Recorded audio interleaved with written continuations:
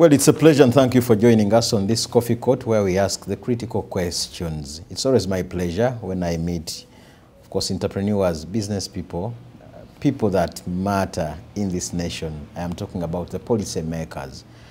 This time around, we are discussing matters of agriculture, and I'll be speaking to, some of you call her Mama Cheers. She's a board member of the Private Sector Foundation, but also she advises the president on matters of agriculture. Dr. Adieri Omala. Doctor, thank you for joining me. Nice meeting you. Okay. It's great to meet you at your Private Sector Foundation. And back again, I introduce myself. I'm Dr. Adieri Omala, a doctor in agriculture and rural transformation. Not PhD. Not PhD. It's a honor. It's a PhD, but an honor. Who gave you the honor? This is a Commonwealth University. For the work I have done with the informal sector, those people at the grassroots, transform them to become professionals. You do a number of things. Don't you get lost in many things that you do? And do you know an entrepreneur? I do. Yes. Can you define an entrepreneur? People that start up a business and see it through from one level to the other. An entrepreneur is a profession in none, but a junk of all trade. You can do many things so long as you're a social entrepreneur. To me, I'm a social entrepreneur. My duty is to transform the people from the grassroots, those who have never even gone to school, also to be transformed, to be professionals in what they do. And that's why I chair a subcommittee of health, education, and skills. And what does it do? Skills, we ensure in whatever you do, you become a professional in that. We even train you, hand skill you to do what you are doing in a better way so that everybody becomes a professional and you do it in a better way and you produce results in whatever you do. Yes. Let's now expound it to the level of the presidential advisor. You've had people say, do you have time to advise the president? Good enough I speak to one. Do you really have time to advise the president? Yes, I have the time. We sit on the committee, Presidential Investor Roundtable, where we always sit and make the policies. And I want to say twice a year we meet the president. We always work with the Prime Minister and the ministries.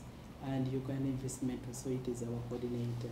So it's not that the president sits and Uganda advise him, but there is a time in a year where the private sector will sit on one side and the president, the Prime Minister, and the ministry sit on the other side. Then we put out our views, which is affecting us in agriculture. So the president listens, the Prime Minister listens, and they take action on it.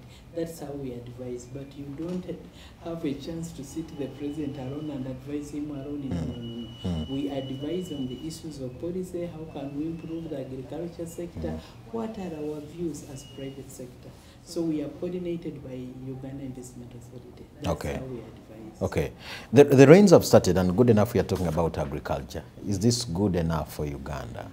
The rain really for this year, it has been the worst year. The first season, all crops died. I planted 50 acres of groundnuts. I got 10, and all of it was rubbish.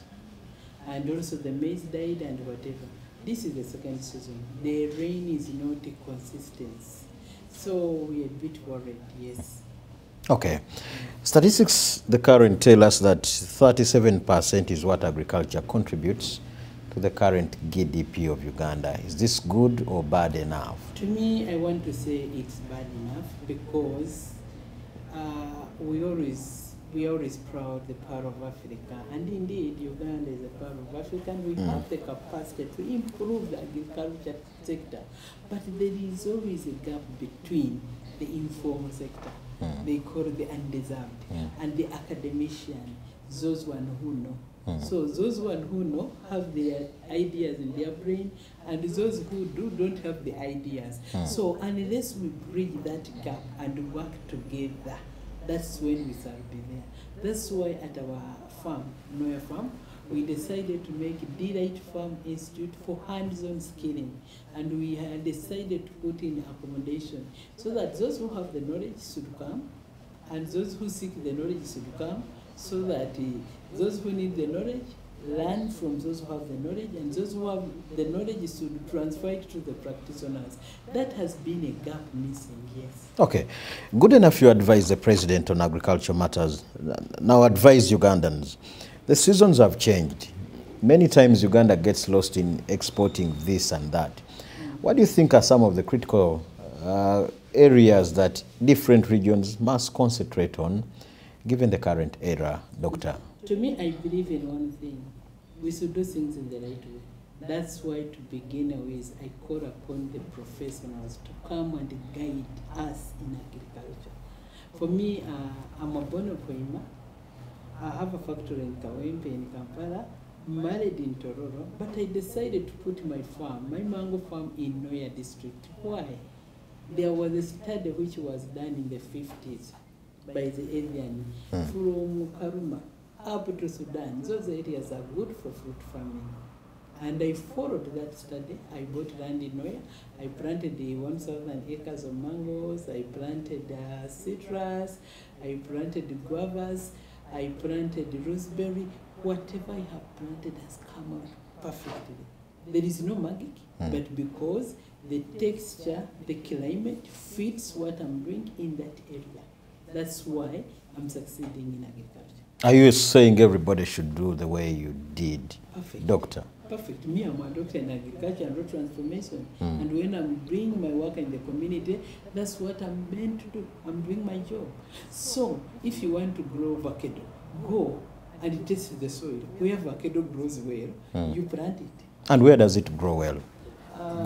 Good enough you're an expert in this area. That's why I come out and I call upon the professionals to come out and pull out the map of Uganda and point the zoning. And those are the issues we talk about to discuss at Uganda Investment Authority with the Presidential Investor Roundtable, that pull out the map of Uganda. It was done some time back, and see where do avocado grow well. Where can you plant macadamia? Where can you plant cashew nut? Where can you plant beans? I will tell you, beans don't grow well. In our farm, I tried it, it cannot grow well. No. So it is the duty of our professional people in that sector to come out and market Uganda and what they are good at. Now you have the opportunity. In those meetings, you speak to experts and people at your level. Now you have an opportunity to explain to the Ugandans and teach them what should we do in the different areas. That's why I'm saying, yes, I did. I went to northern Uganda because it's good for fruits, it's good for oilseeds, it's good for cereals. In Mitiana, people are doing well in macadamia and cashew nuts. In the central, people are doing well in coffee. It needs to put out a map, a zoning map. What does better? So I will send you to NARO. National Agriculture Referral I don't Organization. want to come out as an expert and talk. I might misguide Ugandans, mislead them, but they are technical people who studied that, who have all the data, so we can pull out that data and we inform Ugandans. It's very, very important. It should come out from the high camp. Where they are kept. No, but you're a practical farmer, Doctor, and I actually think a practical person speaks authoritatively more than. True, I talk more because I did the soil testing and I confirmed where I sit, where I'm doing, where I'm practicing agriculture. It's the right area, it's the right climate, and that's why we are succeeding. And I want to tell you that we produce quality mangoes better than any other mangoes that have ever been produced in Uganda because we went and planted in the right area according to the right zoning. I insist on zoning. Why? You cannot plant avocado in Noya where it is very hot. It will not grow. I tried. Of course, I did my practicals. And you failed. I planted more than 100 acres, but I can count a few avocados which survived. That's why I'm guiding Ugandans. Before you do land selection, first get what is good for that land. You can take the soil in Makerere, you test it, they guide you, but I want to tell you the truth, and I want to call upon the technical people to come out those who studied it, those who know it, who have the data up to the dot, and put it in the air for everybody to do the right thing. That's what we need to do as Uganda. Apart from the soils, what is killing the agriculture sector as a presidential advisor? To me, I say it. Those who know, they are not the practitioners. The practitioners, they don't know. And those who know, who have all the knowledge, they have no time for agriculture. Secondly, we did not market agriculture. I want you to tell you, they left agriculture for the informal sector, for the poor class. So even in the education, when they are doing training, they don't promote agriculture.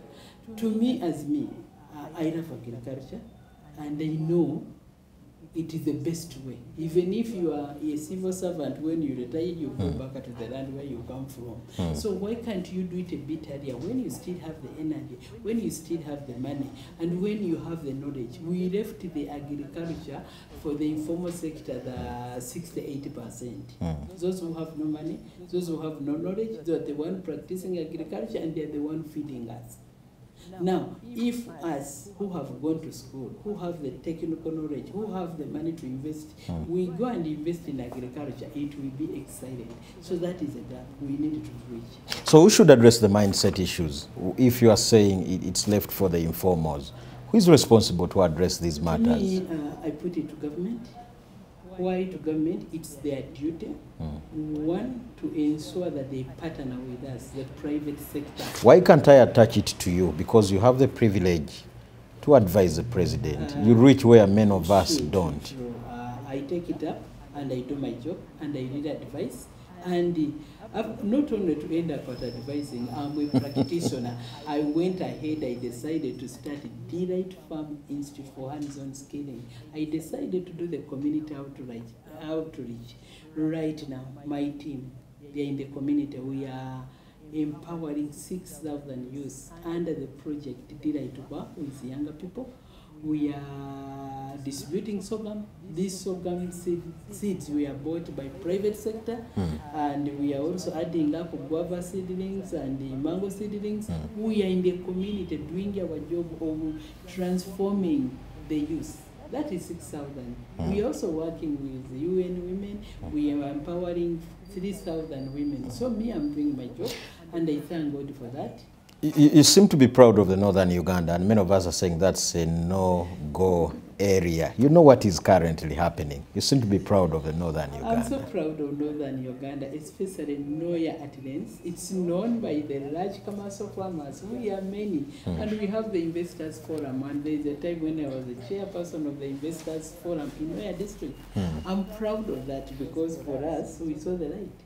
And we decided to go and practice, and we are there, and we are happy, and we are proud of that. One of the core sectors that government is looking up to for Vision 2040, apart from the tourism, the infrastructure, the human capital development, the oil and gas, is this sector of the agriculture. The Paris model. For us, we started it a long time ago. Even in our farm, I want to tell you, I have 80 Parises. Are you saying it's not a new idea? It's not a new idea. That's what we started, and that's what we are practicing. Of recent, we hosted National Planning Authority, the State Minister of Agriculture. They came and saw what they have in the paper. For us, we are doing it practically. How connecting is the PDM to the agriculture sector? I don't see any connection. It's connected. Because one, a Paris development model that is getting the people in the Paris to do agriculture in the same way, and to pick their interests. What do they want? What do they prefer? How can they uplift themselves? So it's connected, really. Okay. Because when they come in, they support the people in that Paris and what they do better. So for us, I can say in one farm of ours, we have 80 Parises. Okay. And me, I call upon the technical people to be more on the ground and guide in the farmer sector to do it right. But what I also don't agree with, saving the money. You cannot come and you give me, like they give the Paris 100 million, when I have not paid the school fees, when it will go to the schools. Sleeping in the in the Kasisira, I have a patient. How can you expect me, who have never gone to school? I'm not an expert in that. You give me your money, and I don't solve my immediate problem. Maybe that's when the parishioners now comes in to definitely address it. You've heard of issues of the African Continental Free Trade Area, issues of COMESA, and many of those areas where we meet as a country. Do you think, as a presidential advisor, these have played any key role? Well, it would have played a key role, but what we needed to do as Ugandan, put your house to order, then other people will come and help you to improve. So Uganda, we still have a duty to put our houses to order. And what do you mean by putting the house together? It seems ambiguous. Me, as I've told you, that me, I'm as a dairy. I already have a farm. I have a farm institute. I'm practicing agriculture. I'm already a doctor in agriculture and road transformation. But I will tell you, I need the professionals to come work with me. And I need those the informal sectors also have never gone to school to come at our institute. We all go to the garden. We know we should learn how to do it practically, not the theory. So what we need to turn the theory into practical. That's what I'm saying, we should put our house to order. Okay. The president keeps on telling Ugandans who resort to agriculture as a by the way, that is a wrong thing. How do you run out of this mindset of resorting to agriculture as plan B? I'm a proud farmer, and I want to tell you it's not a proud, it's the best decision I've ever done. As a manufacturer of cheese juice since 1996, I lacked raw materials, and that's why I would import concentrates all over from India, Israel. Now, I had to grow my mangoes. I had to go to the farmers, those Banyacharo, talk to them, mobilize them, put them in the group of 25. I have mobilized now up to 11,800 people. They have planted the mangoes, the guavas, and citrus. Now, they are growing. My job is to make cheese juice. I want to make fresh juice from the fresh fruits grown by the community. Are we together? Now, by doing that, you cannot come and tell me it's by the way. No. I'm pressing my foot on the ground. I'm empowering the informal sector, and that is a real rural transformation, and that's what it means. And that is my profession as a PhD holder in that rural transformation. Yes. And that is the only way we can contribute to our vision 2040. Without that, we are lying ourselves. We need that complete value chain, well empowered, well documented, and well supported. That's why at times I always call upon the technical people to come and support me. Because me, I'm a social entrepreneur. I'm not technical. So when it comes to technical, I can only show you how we do it. The document issue, let the technical people do it, compute it, and do it technically. But me, I want to see how is it done on the ground. It is that how to do, which can help to put food on the table, which can help to put a coin. But because things are not done in the right way, that's why we are failing in agriculture. That's why we don't have tangible results. Yes. And the president is saying it's one of the sectors that will lead us there. What needs to change with the legislators? Agriculture is a broad word. Cotton is part of it. Coffee. We have many laws that regulate all these. Are they good enough? The laws are good enough. The technical, I can say Uganda is a well-educated country. We have it all, but we lack one thing. What do we have? Doing. We have it all. What do we have? What I want to say, if you look at the curriculums, when you look at narrow, we have the best brain, the best knowledgeable, even means of agriculture, people who knows, but they don't practice practically. As we sign out, so what advice do we have for them? You have to give me time to talk to my customers. I have many things to talk before we close up because I'm a chairperson of Noya Fruit Grass Cooperative Society. So I have to talk to my members what they should do, so to guide them. Yes, to me, really, I love agriculture. And I'm more happy and more peaceful. You remember, I used to be a very fat woman because now I go to the garden, I walk, I move. I've managed to cut off weight. I've managed to have the food. I have managed to create the dollars worth. I have planted the medicinal garden. So me, I'm happy in the farm. And I want to tell you, it's my joy. People should come. I'm doing agri-tourism. People should come and learn and enjoy and appreciate nature. Okay. Agriculture, we are supposed to be happy because when you have everything, you are not spending. You need to eat chicken, you just pick one. You need to eat goat's meat, you pick. You need this, you have everything. And that's how my mom raised me up. May I so rest in peace.